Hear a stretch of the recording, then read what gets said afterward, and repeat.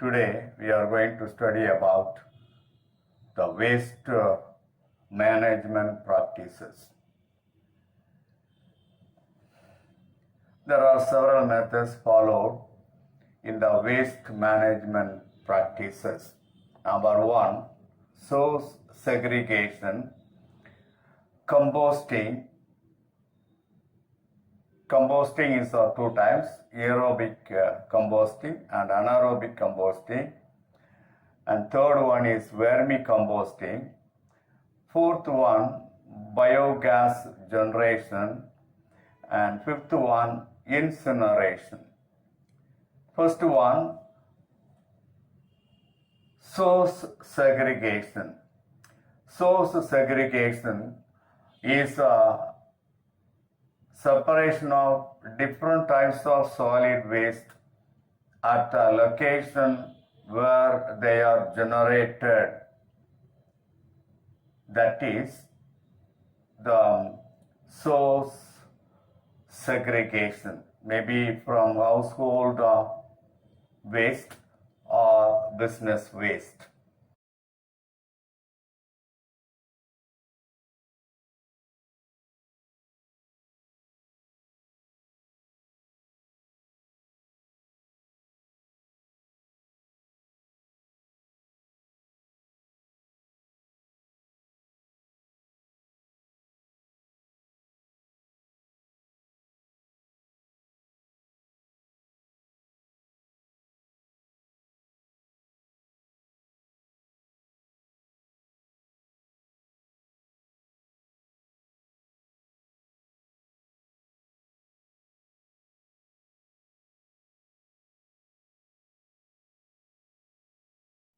The second one is composting.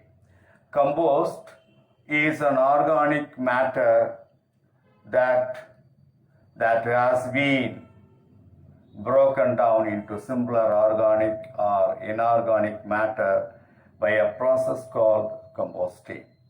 Compost is rich in nutrients, so kitchen waste can be converted into compost by composting.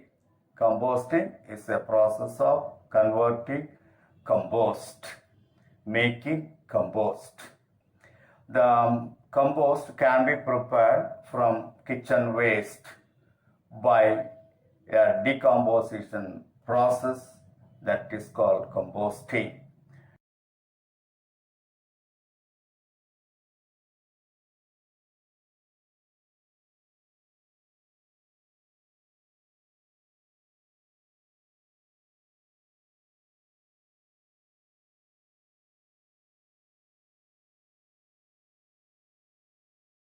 Vermicomposting, the third one is vermicomposting. It is a product of the decomposition process using various species of worms, usually red wiggles, white worms, and earthworms, to create a mixture of decomposing vegetables or food waste.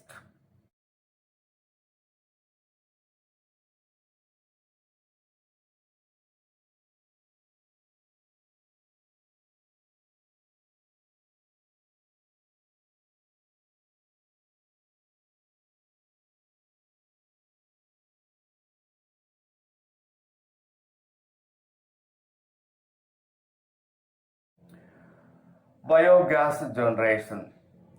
Biogas is the mixture of gases, mainly methane and carbon dioxide, produced by the breakdown of organic matter in the absence of oxygen anaerobically.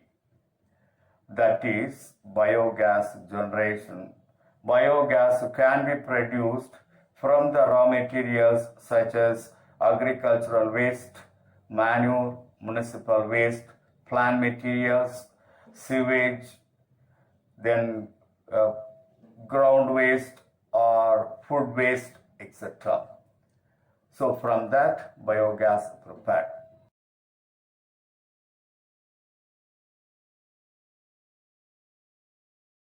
Incineration. It is the destruction of waste material by burning.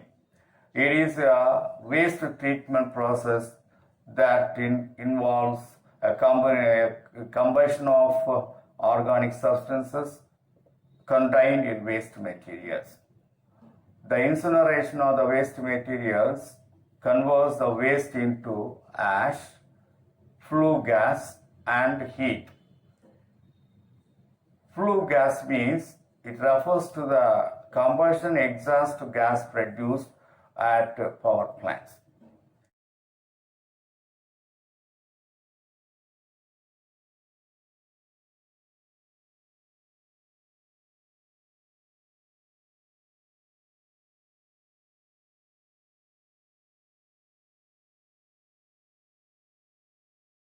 Now we'll pass on to radioactive waste. Radioactive waste are generated during various operations of the nuclear power plant. Radioactive waste can be gas, liquid, or solid form. The waste can remain reactive for a few hours or several months or even hundreds of thousands of years. Classification of the radioactive waste. Depending on the level and nature, radioactive waste can be classified into number 1, exempt waste. Number 2, low and intermediate level waste. And third one, high level waste. Now we'll see the radioactive waste management.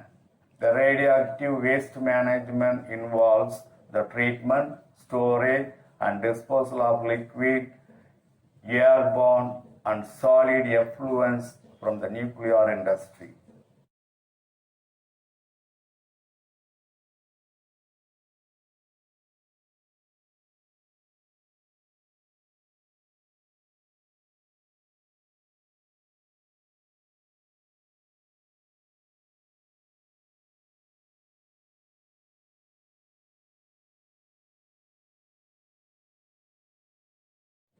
The following places nuclear disasters the world has seen in the recent period. Number 1, the 3 Miles Island, Pennsylvania and United States. Number 2, Chernobyl, Pripyat, Ukraine, etc.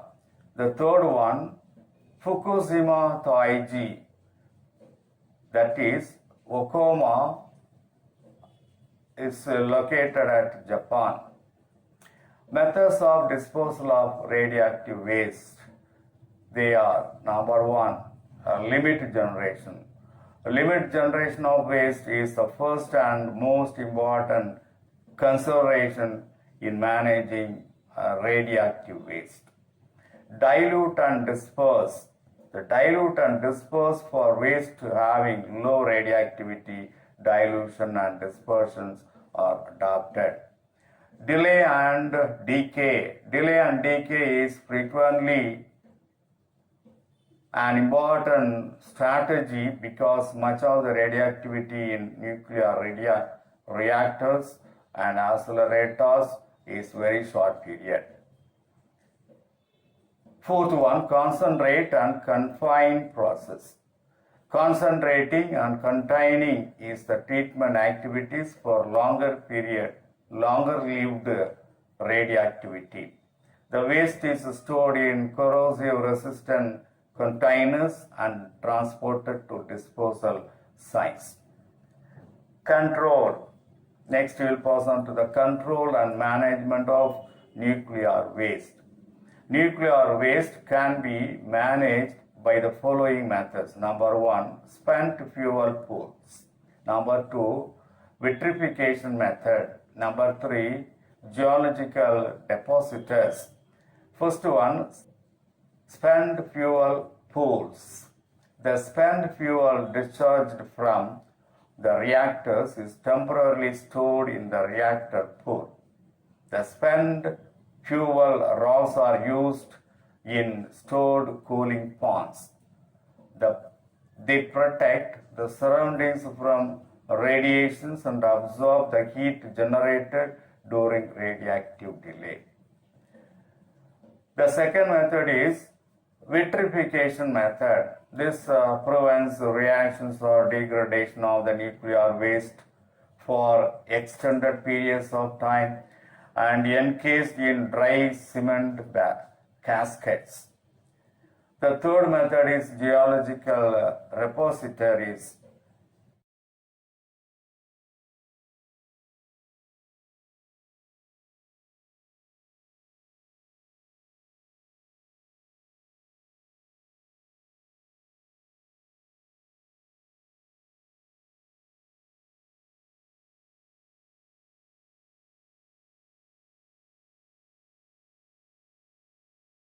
Geological repositories.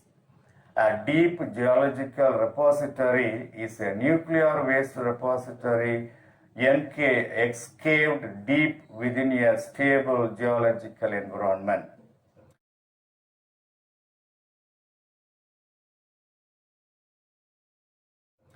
It is suited to provide a high level of long-term isolation and containment without future maintenance. In India, at Tarapur and Kalpakam, a wet storage facility of spent fuel is the main storage.